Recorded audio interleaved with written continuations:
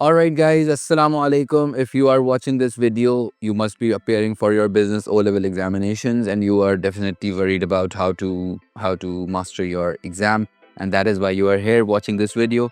And if you really want to understand that how to use the case studies in business O-level examination, then this video is the right thing for you, because when you are going for business O-level examination, you're going to have insert, you're going to have case studies, you're going to have the business stories, right? And you will have to understand that when you get an examination, how do you read those cases? How do you understand those cases? How do you visualize those cases? And this video is for that particular purpose. And it's a very, very important skill in your O-level examination. It's not just about the books. It's about how you read the cases and how you interpret them when you're writing your answers, right? So you have two exams, you know this. We have also made other videos about the structure of the exam, but this video is not about the structure. This video is just specifically about the case studies. Okay. So there are two exams, paper one and paper two, and there are different type of case studies in both the exams. In paper one, there are four cases. I'm going to use October, November 2023. I repeat, October, November 2023, variant number 12 and variant number 22. Variant 12 is paper one and variant 22 is paper two. So we're going to use this exam for this particular video. And you can see it on your screen right now. It's October, November 2023, paper one. Okay. And I'm just going to show you the case so you know how to understand and read the case, right? So see if this is question one. Okay. And question one is asking about the case. If you see the small case, Paolo, the name of the character in the story is Paolo, and Paolo wants to start up a business making cakes. He plans to sell all of his products to a wholesaler. Now as soon as you start to read the case in an examination, you should be able to visualize that yeah, it's making cakes. And once you think about cakes, so there must be some chocolate delizia cakes and velvet cakes and vanilla cakes and strawberry cakes that must just pop up into your heads, right? There must be a picture of a cake that you have in your head, in your visualization. You should be actually able to visualize cakes. In an exam, you need to think about, oh, this business makes. If I would be a student, I would be like, oh, this business makes cakes. Let's see what cakes they make. What did they do? How do they sell it? Because there are a lot of businesses already selling cakes in our country, right? So it's no big deal. This is also a cakes business. So when you read a case, point is that you just don't read it like a WhatsApp message or a SMS message or a DM of Instagram, right? You read it like a proper business case, right? You read it like a proper thing. It's a proper thing. Because when you write your answers should be specific to the situation. Your answers should be specific to the problem or the issue that the business is facing, rather than just writing the book. Okay, you can write the book. We are going to talk about the writing skills in the video. But when you read the case, you read the case in paper one, you read it like it's a real thing. It's a very small case, just 4 or 5 lines of case, obviously, and but read it properly. You can use your highlighters. If I just want to use my highlighters, then I can just highlight it. I can use my pencil. I can just make circles. I can write whatever I want to. That's not a problem. But when I read the case, I read it very, very properly. So I understand what the business is, what the main issue is, basically. Let's say if I just read it for you here. So Paolo wants to start up a business making cakes. He plans to sell all of his products to a wholesaler. Okay, they're going to use a wholesaler, not a retailer, not online. Paolo knows the packaging for his products will be important. He has prepared some financial sales data. An extract from this data is shown in table 1.1. Paolo is considering using crowdfunding as a source of finance. So now once I start to read the case, I see, okay, they're using crowdfunding and they're going to sell it to the wholesaler. Reading is a very, very, very crucial part. And when I write my answers, the answers should be specific to the Paolo's situation, to the business's situation, and the more specific and more contextual I can write, the better it gets. In paper one, it's still quite easy.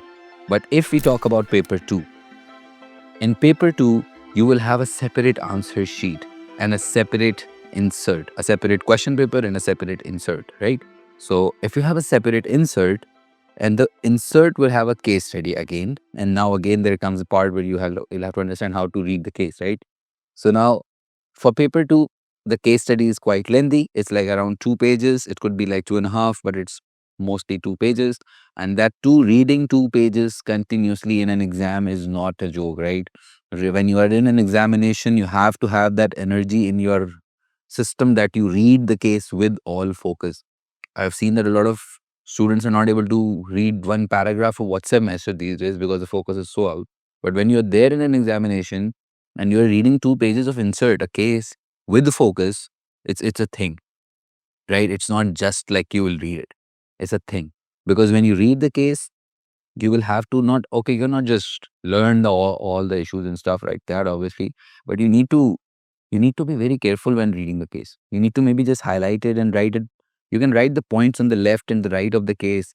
You can see what the business is, how many employees they have, how they are marketing their products, and how do they sell their products, and what their sales are, what the products are, what the price is, how they're producing it, what method of production they're using it, and how much financially strong the company is. So now there could be issues in that business, and every business is going through some issues, right? Every business will have some sort of strengths and some sort of weaknesses, and every business will have a story.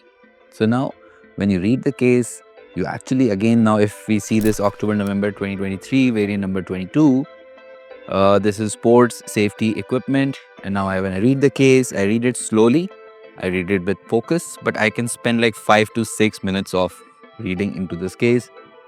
But whenever you read the case, I always suggest my students to consider yourself as a business advisor. You consider yourself as this as so sports safety equipment could be my client, right? Could be my client, and I'm just reading the case, and I'm going to talk about the business when I start to attempt the questions. So yeah, this plays a very, very important role. So read the cases very, very carefully. It's a very important thing, and take it lightly. Obviously, do not take it too seriously. A lot of students just get too serious while practicing the papers, and that's not the right approach. You have to take it lightly. You read it properly and make it a practice. It's important to make it a practice, because before the examination you should have read like at least, I guess, 10 to 12 inserts, at least, if more than better. But at least 10, you should take out the past papers, 10 to 12 past papers previous, and then just see what the inserts were, what the cases are. You just start reading it. Because once you get into the flow, then when you're in an exam, actual exam, you have already read the 10 to 12 cases, and then your mind would have the practice to see the cases. That would make you more comfortable while reading the case studies. And also, one last thing in this video, that we have been practicing these papers, a lot of these papers in our past paper sessions. And this sports safety equipment, I remember that I started recently in my online past paper classes. So you can just go to our playlist of O levels, CAI, O levels, paper 1 and paper 2 practice. These are the two separate playlists. So you can just go there, you can just check it out. We have attempted all of the papers, a lot of the papers, not all obviously, but a lot of the papers. And these papers will help you to better understand how to master the the case study reading in business O level examination. And I hope that you like the video, and I hope that this particular content would help you to master your O level examination, and you would be better appearing in your examinations. So best of luck for your exams, and stay tuned in. If you have any comments, if you have any feedback, then just feel free to comment and share us your constructive criticism maybe, right? So bye-bye.